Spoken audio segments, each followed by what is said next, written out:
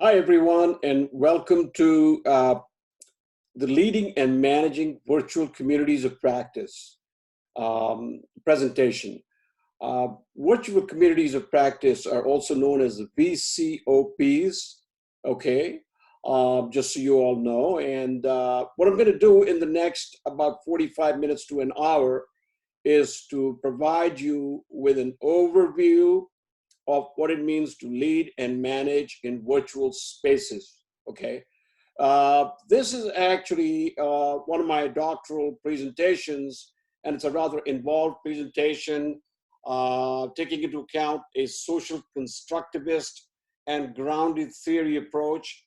I'm not going to be able to, of course, go into the nuts and bolts of the entire constructivist approach and take it from a grounded theory standpoint. But what I am going to do is to give you the highlights of what it means to lead and manage virtual communities of practice, what kind of anxieties are triggered in us, and how we manage those anxieties in a virtual context. All right, so with that said, let me go to the next slide. What is a virtual community of practice, or VCOP? You'll hear me referring to VCOP. It's really the Virtual Community of Practice acronym. A virtual community of practice, known by the acronym VCOP, is a group of individuals meeting together for a well-defined common purpose that carries out work in a virtual setting using computer-mediated communication, CMC, and its attendant tools and accessories. Just be clear here, so when I refer to the virtual community of practice, I'm not just saying any loosely formed social media group of people where there's no agreed upon contract, there are no rules, there are no norms there.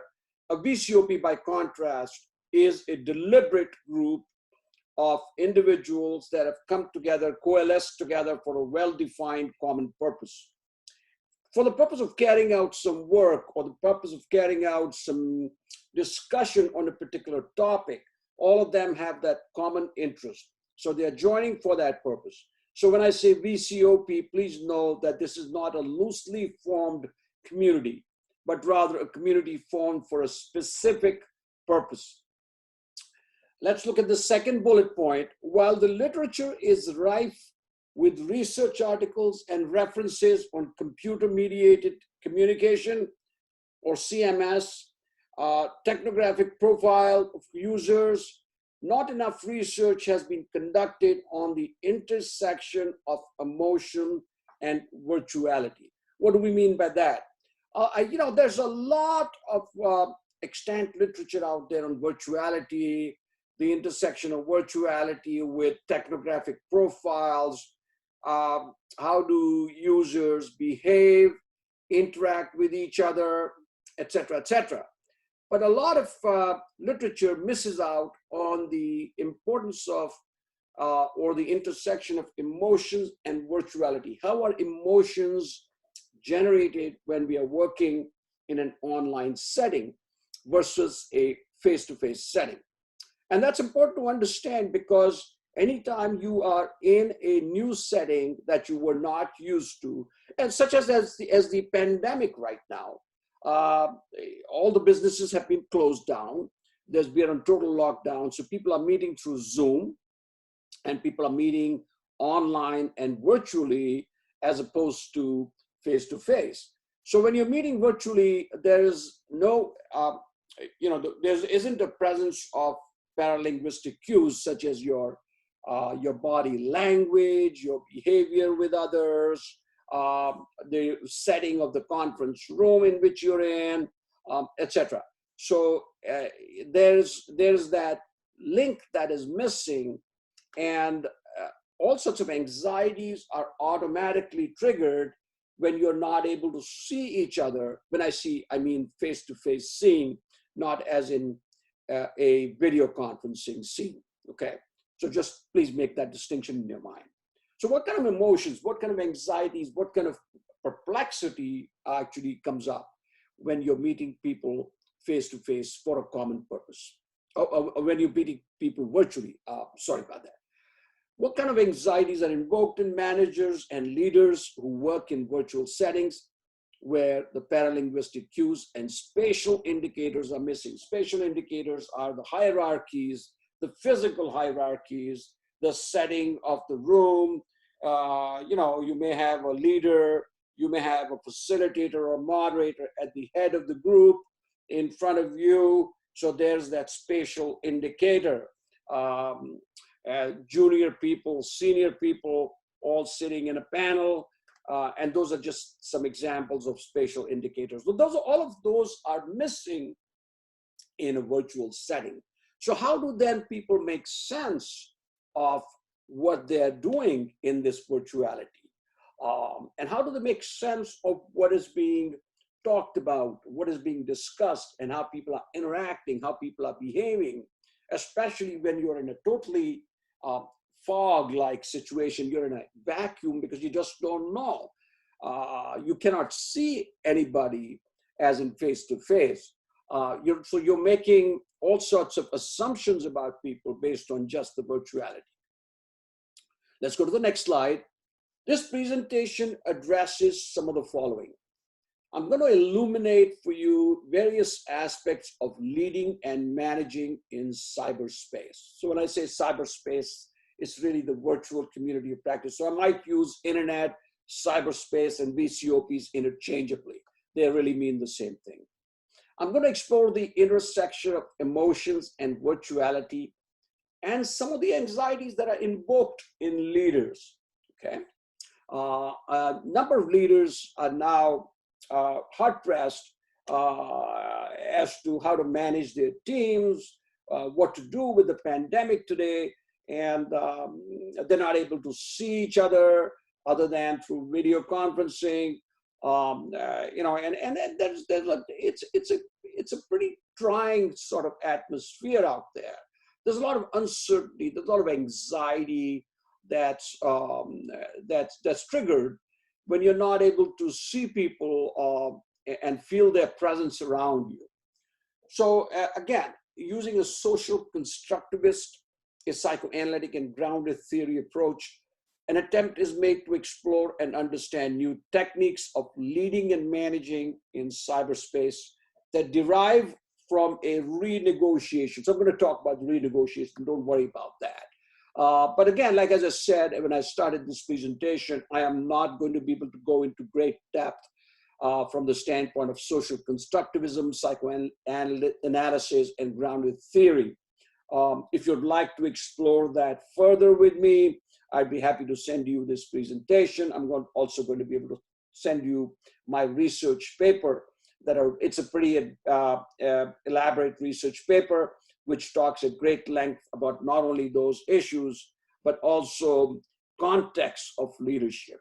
So how leadership changes as a context changes. A renegotiation is especially important when the traditional structures of face-to-face meetings are missing, okay?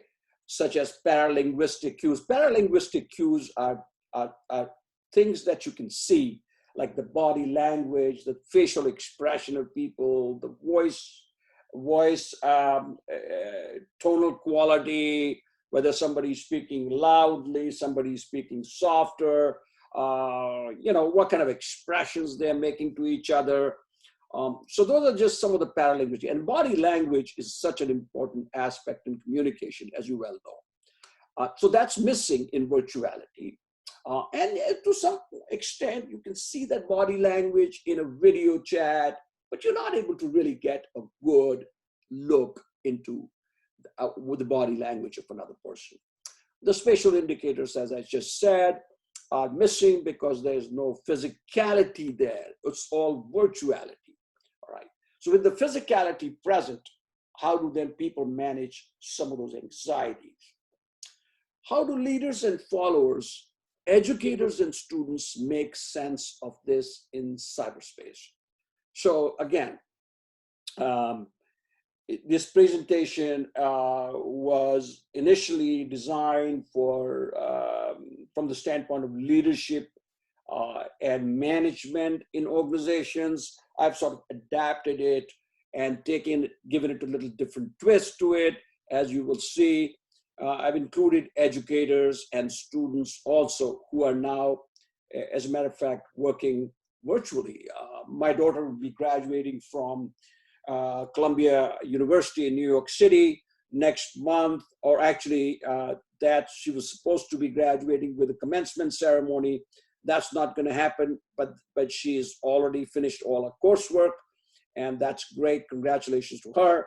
But you know, most of the work I've been noticing since we were gotten on lockdown, all our classes have been online.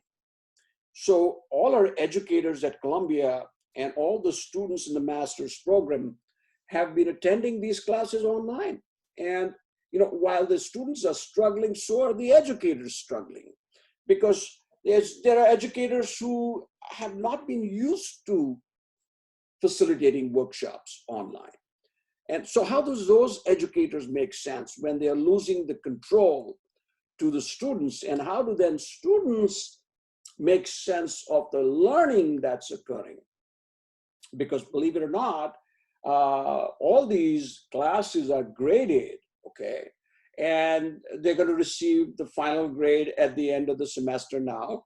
And so they were all very concerned about, hey, since I'm going to be attending all these classes online, how is it going to impact my grade? I've worked so hard for this class, all right? So things of that nature. So there's a lot of anxiety there in the system right now because of this horrific pandemic that we're all facing. And hopefully, you know, in the next 6 to 8 months, things will settle down and things will go back to a so-called new normal.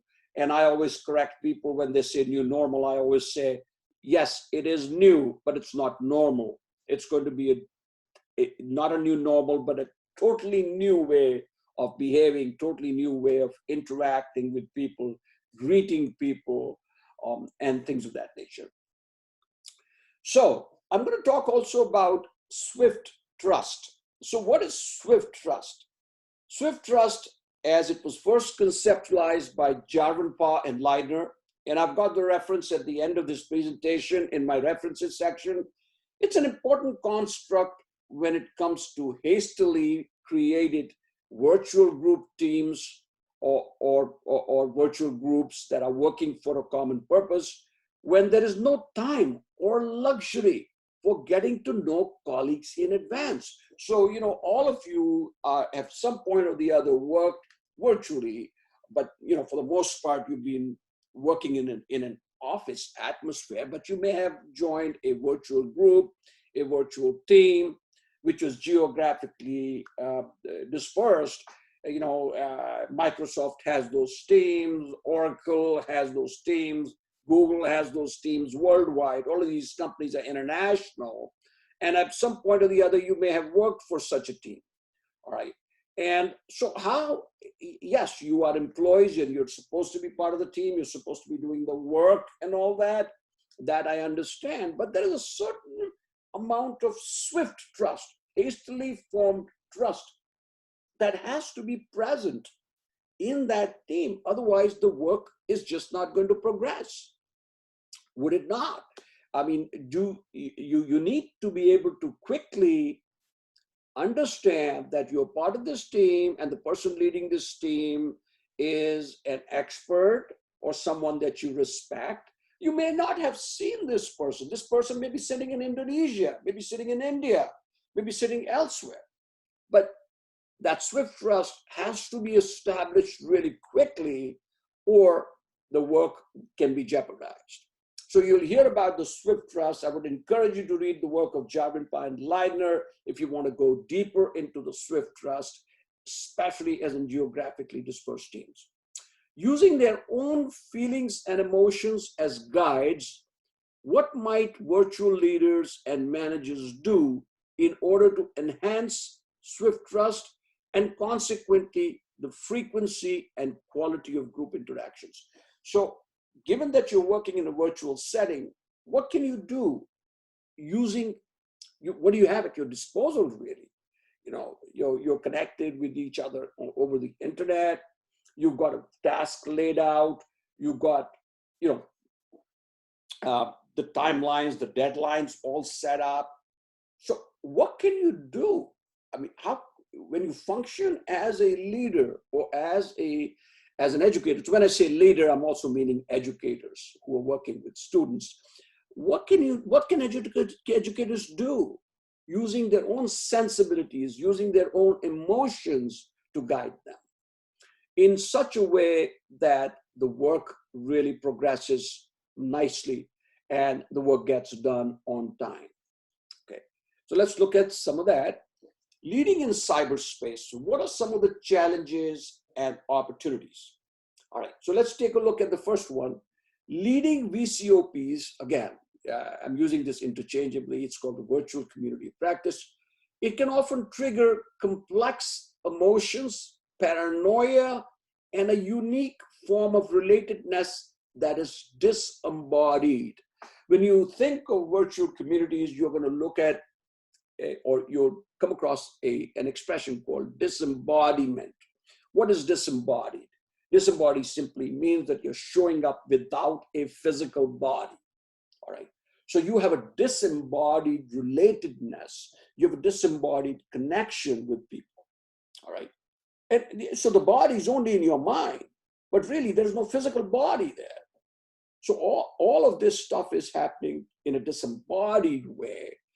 And that can trigger a lot of different emotions, especially for people that are not well versed in virtuality. They've not had a lot of experience joining webinars or leading other sorts of web-enabled events. They can feel very uncertain, paranoid even in times, and because they're not able to understand how to manage that disembodiment, okay?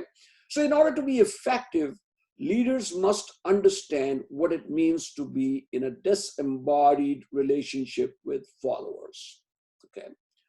So what does it mean to not be showing up with one another in a physical form? What does it mean to be showing up with each other in a disembodied way?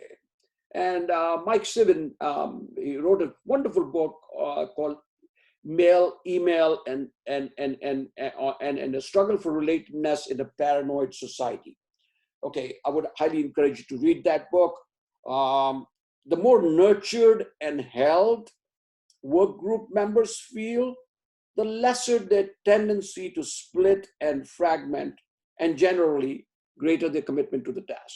So, you know, it's a great challenge for moderators and leaders and also educators to work in an entirely virtual setting, and how to bring these followers together, bring the students together, have them coalesce around the task, coalesce around the norms. How do you do it? You know, because unless you're able to contain the anxieties of the group, okay, and I don't want to go psychoanalytic here, but unless you're able to create a holding environment, as in Winnicott's work, or those of you that are involved with psychotherapy or especially with psychoanalysis will have heard of Winnicott, okay? He's talked about the holding environment, that's his concept, and the transitional space. So unless people feel nurtured and held, their anxieties can get out of control in the virtual work group. And their tendency to split and fragment will be exacerbated without that holding and containment, okay?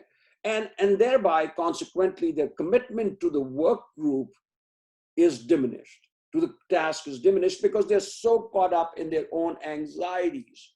So again, it's outside the purview of this lecture to go deep into that group psychoanalytic setting and how moderators go about harnessing some of the destructive emotions, some of the destructive issues within the group to channel them in a positive way for the fulfillment of the task. So providing a holding environment, Winnicott 1971, it's a challenging thing to do in an amorphous setting, a setting which is boundaryless, a setting which doesn't have any form. And internet doesn't really have a form. It's all in the mind, okay? It has no boundaries, or even if the boundaries are present, the boundaries are so porous, okay? And that they can just fall apart, right? And so in a boundaryless medium, when there are no checks and balances for people, how do people interact with each other? How do they work together towards a common task? Are virtual leading and teaching synonymous? So when I said I'm going to be talking about leading, I'm also talking about teaching. So let's look at leading and teaching. In order to be successful, virtual leaders must morph, they must transform, they must change and assume the role of a teacher or a facilitator, as opposed to directive and authoritative individuals. So leaders that have been used to having a conference room sessions and seminars and workshops and things of that nature in a physical setting are so used to, having their authority. Okay, and I'm talking about within an organization or even within a classroom, a lecturer has that authority, which is vested in him or her by virtue of the fact that they hold that position. Or a leader or a vice president of a company has that, or a manager of a company has that authority that's been given to the person from the organization. So clearly, you're going to have people that are going to a certain point, do what you say. All right, they're going to work together in teams. They're going to follow the norms. They're going to follow the directions. But to what point, really? Okay, what are the anxieties that are being generated underneath the surface? So it's one thing to say, okay, so they're all going to work together because they're getting a paycheck. Yes, that is true. That's granted. But is that really good work being going on? Is that kind of work that you will be proud of? The earliest leaders in our lives are teachers and parents. But when we join an organization, the responsibility for learning is either self-directed or it is entrusted to directive leaders and managers. So unfortunately, as we move out and go to high school, then go on to college and get into jobs, we're leaving that realm, okay, that we're leaving the cocoon in which we were in, because our teachers, earliest teachers and our parents were really leading us. They were hand-holding us. But when we join an organization, the responsibility suddenly falls on us. It is self-directed, and it is entrusted to directive leaders and managers. So, most leaders and managers are learning now to be more democratic, to be more, let people have their autonomy and the freedom. But when the anxieties are high, they turn to their power structures. They try to direct people, they try to control people into doing what they want them to do, or their consequences. So that's a form of negative reinforcement. Hey, you're part of the organization, you're getting paid a paycheck, so it's understandable that you're going to have to work, or you're not going to have a place in the organization. All right. So learning becomes very complex as we grow up and join organizations or go to college, where now the hand holding is no longer there. We're all, as students, expected to be engaging in self-directed forms of learning. Many of these leaders are highly effective in face-to-face settings, but have no clue what it means to lead virtually. I've noticed this time and time again. By the way, just for those of you that do not know me, I am one of the earliest entrants in the realm of cyberspace. I started dabbling with cyberspace back in the late 90s. So I've done a ton of work in cyberspace. I've literally led hundreds and hundreds of virtual webinars, web conferences, even seminars on asynchronous platforms, where it was kind of like a bulletin board platform. So I have a tremendous amount of experience, hands-on experience. So what I'm talking from is the standpoint of my personal experience. Well, I've noticed that leaders who are extremely effective in an organization fall flat on their face when it means leading and channeling these energies in a virtual setting. And I'm sure with the pandemic now, a number of managers are finding it really hard to work with people. Okay, and it does happen. I mean, you know, it comes with practice. It wasn't. We weren't. Rome wasn't made in a day. So you really have to a lot of experience in doing this. So you get better and better. But you really also have to have some aptitude for it. You have to have a certain amount of empathy for people. You have to have a certain amount of emotional understanding of how people interact, how people behave. And without an emotionality, and without a good understanding of what emotionality means in the standpoint of virtuality. Because as you well know, some of you that are listening to this lecture, you know that in the contemporary organization, there is no really room for feelings and emotions. Okay. Yes, to a point, yes, you can go out there and go to your boss and you know, and share what's happening in your personal life, and that you're really in a quagmire and all that. But that's just an exception. It's not the rule. You cannot be having these sessions with your boss every single day. All right. He's going to say, or she's going to say, go see a therapist. All right. But you know, when you're working virtually, you really have to understand that people have emotions, people have feelings, people work and interact with each other in a different way than they do in a face-to-face setting. So all of those things become of vital importance there. They often envision their position at the head of a pack. So the problem with autocratic leaders is they always think of themselves at the head of a group. All right. So they feel that they're charged with the responsibility of leading the group members from point A to point B. And then if they don't do that, there will be consequences. All right. And they feel burdened with this responsibility because they find it hard to delegate. They find it hard to let people take responsibility for themselves, take responsibility for their own learning. And that's a big challenge. So, and most of those managers that we have a very tactile function. They have certain deadlines. They have constraints. There could be budgetary constraints, time constraints that they have to work under, and their job is to get the job done.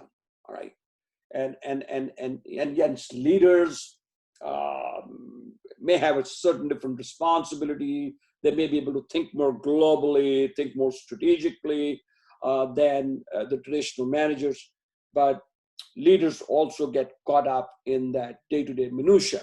Okay, and they're not able to bring together their sensibilities, they're not able to bring together their emotions in a way that's helpful to the group. Okay. So taking a learner from point A to point B, what it means to leaders, managers, and educators. Think of them as people that are moderating these virtual groups. So let's examine this through the experiential lens of two researchers, educators, Gilmore and Warren, at an Institute of Higher Learning in UK. So what I've done is I've actually taken as the backdrop a wonderful article that was written by Gilmore and Warren, two educators at a UK Institute of Higher Learning. And if anybody would like to read that paper, it's called Emotion Online. It's a wonderful paper. They did research using a constructivist approach. And they have also brought in some ideas from a grounded theory way. They were really for the very first time in this virtual setting, teaching their students. So they had no experience, no prior experience of working online. Now, this is way back when. This is probably going back about 10 years ago. It was an article that appeared in Human Relations. So if you'd like to see that, I'd be happy to send it out to you. Their study deployed a social constructivist, psychoanalytic, and grounded theory approach. So social constructivism really is the study and the pursuit of knowledge gathered through social interactions. Anything that we gather through social interactions is social constructivist. All right. So what happens when people meet in social media? What happens when we get together in a work group, in a VCOP? So that study is using a constructivist approach. So we are constructing knowledge, we're developing knowledge through social interactions. A psychoanalytic frame they used was to understand emotions and emotionality in cyberspace. And they used some concepts from grounded theory because they wanted to construct a new way of interacting in cyberspace with students. So this is more from an academic setting, all right? But it was a terrific article, and I thought that I would use that as a backdrop for that. The reorganization of emotions and feelings in VCOPs. So Gilmore and Warren are researchers and senior lecturers at Portsmouth Business School in UK. They had no prior experience of teaching or leading in a VCOP when they commenced the study. So they had no prior experience. So they were setting this platform up for the very first time, getting learners into the mix. So they were very sort of anxious. They didn't know what to expect, what the outcome would be of these seminars that they held. All work and interactions occurred with students via a real-time synchronous, so real-time is as it was happening, like chats, all right, on WebCT, now a part of Blackboard. So WebCT was very, very old, and I'm not even sure if it's there now anymore. But Blackboard, I believe, took it up, and I'm not sure if they offer it now as WebCT or something else. The study had a twofold objective. A, to explore the educators' emotional responses to online teaching. So there were twofold objective. One, what are the emotional responses that are triggered in educators when they are teaching online? Okay. And B, to prompt further consideration as to how feelings are formed and expressed in a virtual setting. So now, if you were meeting face-to-face, people would articulate to you in a physical setting how they were feeling and what they wanted to know or what they wanted to share with you. But how are some of those feelings, which traditionally has been taught, feelings that are muted in a virtual setting, how are those feelings expressed? Or are they expressed in a virtual setting? So they were exploring this in their study. The intersection of virtuality and emotion. So in the Gilmore and Warren study findings, the VCOP leaders' anxieties often emerge as a result of the intersection of virtuality and emotion. So there's an intersection of virtuality and emotion that's going on. You're working in a virtual setting, but you're also dealing with the emotions, your own emotions, and also others' emotions, others, i.e. your followers, if you're part of an organization, your direct reports, or students in this case, if you're educators. So that was what they were concerned with. Leaders must be capable of developing swift trust in an amorphous setting. So these are some of the findings that I'm sharing with you, just so you get a, like I said, it's more of a overview. It's a helicopter view of this, and it might sound simplistic, but if you go into the article in and of itself, I think you will find it's a very rich research work. Okay, So without this trust, this swift trust in amorphous settings such as the internet, the community is unable to accomplish its stated explicit and implicit objectives. So unless people are able to quickly have trust in this setting, all right, the work group gets derailed. It gets jeopardized because there's some assumptions, there's some anxieties that people are dealing with. They don't know how to manage those anxieties. And there's certainly the moderators are new, the researchers were brand new, so everybody was sort of like, it was like the blind leading the blind. But as we will see, that the results were pretty spectacular because the educators, of course, they were experienced educators, they were able to reorganize their thoughts, their mental model of teaching to adapt to the internet. So leaders must use their own feelings and emotions in the service of virtual learning and teaching, right?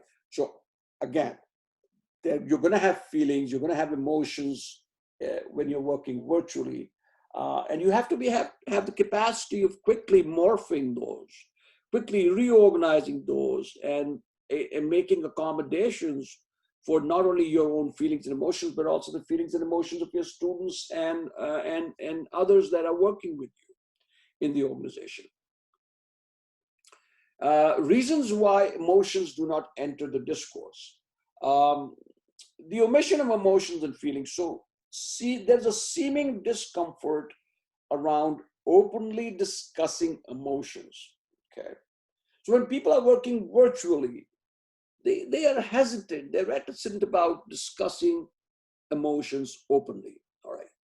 So they're uncomfortable dealing with their own emotions and others' emotions, okay? So that's why the emotions do not even enter the discourse, all right? And as I was mentioning earlier, when you're working in an organization, there's no room for emotions. There's a mistaken impression that VCOPs are simply an extension of face-to-face settings. So this is very, very important. I've had moderators, I've had managers and leaders say to me, oh, what the heck, I've been doing so many seminars face-to-face. As a matter of fact, I do one every week with my group. So what's the difference? It's only that we won't be sitting face-to-face with one another. We're all going to be virtually connected. Well, guess what? They find that it's a whole different animal when you're working virtually, all right? And one of the things that I've often thought about is that it's the loss of control, okay? And people who have a high propensity for control, I mean, high need for control, high need to manage people through fear, have a more difficult time working virtually, because in the virtual realm, in the virtual world, there's a diminishment, there's a sort of like dilution. Your authority gets watered down. It's a very equitable arrangement. And if you're not comfortable with holding your own authority in a way that nurtures others, in a way that helps others, you're going to be extremely miserable and also a failure at that. So there's a lack of training and facilitation on how educators and leaders may understand emotions in addition to understanding the technical aspects. So really what happens in organizations is, your IT folks will teach you how to run this webinar, especially for new managers, or how to run a web conferencing, or how to run a web-enabled event. They will teach you all that. They will teach you, oh, this is what you do, this is how you join, this is how you schedule an event, this is how you invite people. Then all the technical aspects of running the webinar, okay? That's not enough. Believe it or not, having done hundreds and hundreds of webinars and web-enabled events over the years, longer than I care to remember, I've often found that there's so many other nuances, so many other complexities that you have to be aware of when you're working with people. It's not easy, but it's doable. It just comes with practice. It is assumed that leaders and educators are in charge of VCOPs and therefore not expected to make a public display of their emotions. So here's the thing. When you're working together, you're going to have emotions, you're going to have feelings. And as leaders, you feel that because you're in control, because you're in charge, you're not required to let it all hang out. You're not required to talk to people and relate to them emotionally and be that touchy-feely kind of person. But you know what? That really becomes a challenge for moderators, all right, who are not able to summon their emotions and feelings in a way that contributes to getting the task done. So just remember that emotions and feelings are difficult things to work with and handle. As I'm doing this, I'm feeling something myself. As I'm making this presentation and having done it so many times, I feel, I feel a little uncertain, right? Because even I know what it's like to deal with feelings and emotions of other people, including students. So it's a difficult task, okay? But I would encourage you to think about it in the context of VCOPs. That is not something you can check at the door. You'll really need to be able to bring your feelings into the mix. Categories of emotionality grounded in the data. So these folks, of course, it's outside the scope of this this presentation to go deep into that paper. You can certainly read that paper yourself. But some of the things that they've discovered in the data, and this is grounded in the data. That's why they took a grounded theory approach. The determinants of emotions, how are emotions managed, how are emotions harnessed, right? How are the emotions made sense of? So, and here's some of the things that came out of that study.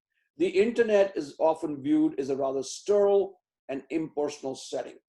Okay, we all think of the internet as just this technology, and everybody's just meeting together, getting the work done, and everybody just goes home and it's all done and over with. Well, that's not so true. To the contrary, the researchers found that the interaction between students and educators was far more intimate, unrestrained, and open as opposed to face-to-face teaching and education. And remember, I was saying these two educators, these two co-researchers, had never done an online seminar. And to their surprise, to the joy, they found that the students felt a greater degree of intimacy. They were less restrained, they were more open, and more expressive, if that's the correct word for it. So they were more expressive, they were more able to take a risk with their ideas, which normally they would not have because of the peer pressure in a physical classroom.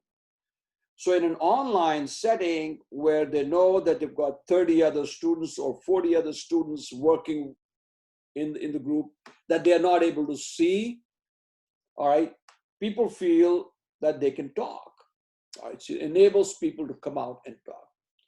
There's what is known as a disinhibition. This is a construct that it's interesting.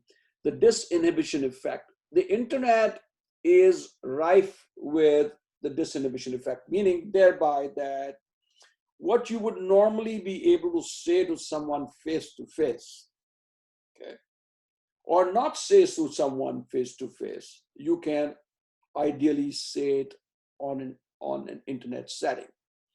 Because of you feel you have a unilateral connection to the person. At any given point in time, if your stress levels go too high, guess what? You can pull the plug, you can sign off, and boom, you're out of that anxiety-ridden atmosphere. But which is not true in a face-to-face setting. When you're working face-to-face, it's difficult for you to charge out of the room, all right? If you feel really anxious or if somebody says something to you that you don't like, you can't just dash out of the room. It's more difficult to do that. but it's easier to be able to manage those anxieties in a virtual setting. So the disinhibition effect works both ways. Right? So on the one hand, it is advantageous because you're able to take chances, you're able to take a risk with your ideas, and you have less restraints on yourself. On the other hand, the disinhibition effect also can provide a great deal of freedom. You can become very lax, and because there's no boundaries there, people have been known to hurl insults at others and say inappropriate stuff that they would normally hesitate to do in a face-to-face setting. All right. So just know that there is something called the disinhibition effect. You can read up on that in Suler's work, okay, John Suler from the Rider University in New York. The reference is at the end of this presentation. And also please note that the absence of paralinguistic cues and social spatial boundaries or indicators in VCOPs warrant a mental renegotiation of responsibilities, boundaries, and personal accountability. So when you're not able to see each other, you're not able to read each other's body language. There is no physical setting, as in how are the chairs laid out. Is it going to be in an auditorium style seating, or is it going to be in a classroom seminar type seating, or is it going to be a circular group? Okay, you don't know what it is in a virtual setting. Every student, every employee is sitting at their own desk in their own homes and attending this webinar or attending this conference or event. So how do you manage that? How do you work with the absence of those cues and absence of those indicators? So it calls for a mental renegotiation. You have to be able to renegotiate with yourself and others that are part of the group, that in the absence of these boundaries, in the absence of these forms, in the absence of the physical forms, one would have to mentally reorganize, rethink this whole way of interacting. Just the old way of interacting in a face-to-face setting is not going to work in a virtual setting. All right. So that's a renegotiation of responsibilities and boundaries. Other categories of emotion grounded in the data: disembodiment, play, holding environment, and swift trust. The disembodied nature of communication between research and students was very, very challenging. Of course, again, this is going back to the study and the data that emerged from that study. Because students were not physically present with each other, they weren't physically interacting with one another, the nature of communication was quite challenging to begin with, and it was difficult to make sense of it in the beginning, even because you just don't know what somebody is saying or what somebody is meaning when the person says something. All right, but there was a lot of, so the researchers found this to be a very stressful environment. Okay, it was very uneasy for them to deal with this. There was a great deal of messiness there to see how people, when you just start, somebody says something, another person says something else, but sooner and later somebody else joins it. So how do you make sense of so much messiness? This was one of the biggest predicaments of these co-researchers. In order to meet the challenges, researchers had to modify their traditional roles as educators to a more collaborative mental model. So in order to adapt, in order to change to the setting, the researchers had to give up their roles, the traditional role as educator, and become more of a friend, more of a collaborator with the students. Okay. It had to be turned into an emotional enterprise. They had to know the emotionality of students. What is it that the students were going through as they were interacting? And as moderators, as researchers are able to understand this, it's more conducive to learning and sharing. So a safe holding environment means that the researchers assumed an affective or emotional role in order to create a potential space. Again, this is also a Winnicottian term, potential space or transitional space. So you're creating that safety. You're creating a container, and in which everybody that's interacting with you is allowed to be themselves. Okay. You allow the freedom for people to be who they are and to be able to say and express without retribution the deepest fears, thoughts, feelings. All right. And again, swift trust is an important element here, an important determinant of work, as I was mentioning earlier, in a hastily formed work group with a predetermined task. Again, the paper of Jarvenpa and Leidner. You can read that paper.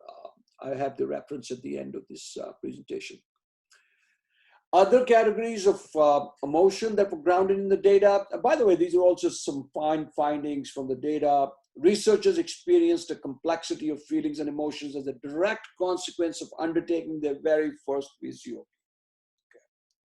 Their experience of pride and joy at the accomplishment was mixed with a sense of shame.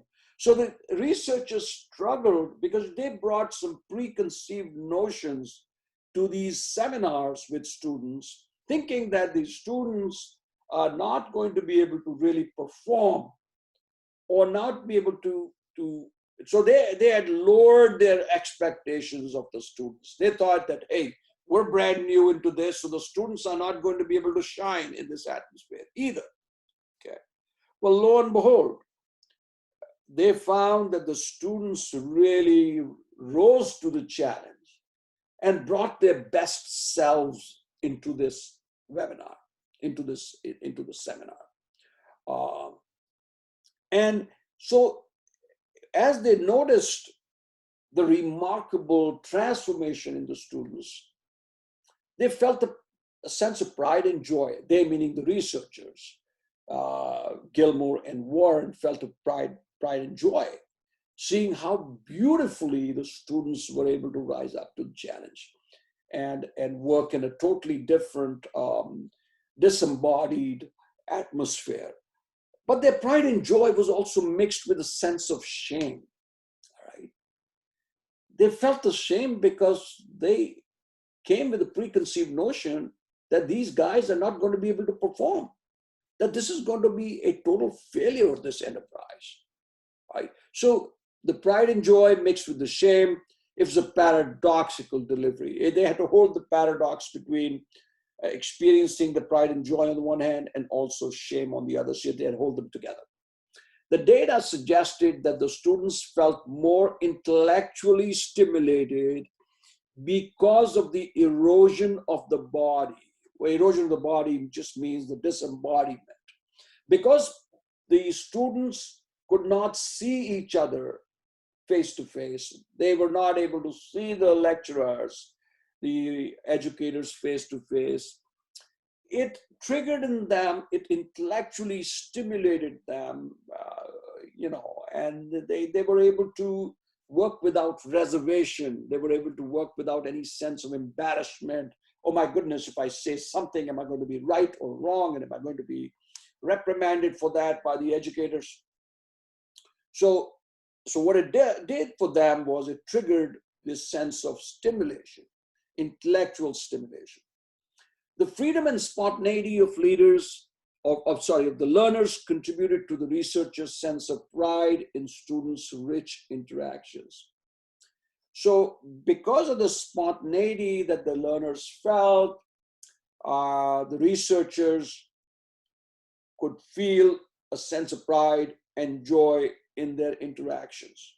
Okay, right? And so they felt that because they allowed them to play, they allowed them to be creative, they allowed them to really almost like transgress their own boundaries even. Okay, because there was no boundaries there. So it was like a self-governing system that got created there, and a really rich one at that. Just to sum up, okay, in VCOPs, teaching and leading share commonalities. So when I always think of this, that it's time that teachers think of themselves as leaders of a classroom, okay? And leaders ought to think of themselves as teachers and facilitators, okay? So gone are the days when you could exercise your authority and power over people. That's not what people respond to these days. The absence of paralinguistic cues and social spatial indicators warrant a mental reorganization. I talked about that. So you have to reformulate your thoughts. You have to reformulate your mental models around virtuality. As traditional barriers of hierarchy are eliminated or diminished, learning and interaction are enhanced in VCOPs. So this hierarchy is eliminated, right?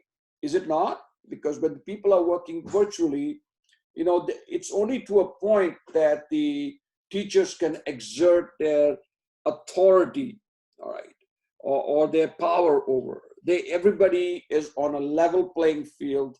They are all sharing a lot of equity there. The VCOP moderators need to be more tolerant and mindful of behavioral interactions that they're not used to seeing in face-to-face settings. So when they're working with students in a virtual setting, they have to be more careful, they have to be more cognizant and tolerant of some behavioral interactions that they were previously not used to in their classroom. So they have to change their concept of what it means to be disciplined. Okay, there is no such thing as that. That's a discipline there. You know, people will take chances. Students will say what they want to say, but how as moderators, how as teachers and facilitators, you're able to shape those interactions in the service of the task is an art. The permissiveness, the disinhibition effect, and the lack of boundaries in VCOPs can feel very disconcerting to highly directive and autocratic leaders. So leaders that are very autocratic, they're very directive, they want to always get things done, it's my way or the highway, they're going to find it a challenge to work in virtual communities of practice because there's a great deal of permissiveness there. Again, the disinhibition effect is strong and the lack of boundaries. All right. So those are things that really don't work well with directive and autocratic leaders who want everything done in a certain way. All right. So, so just keep in mind that this is just a summary. Again, teaching and leading are almost analogous.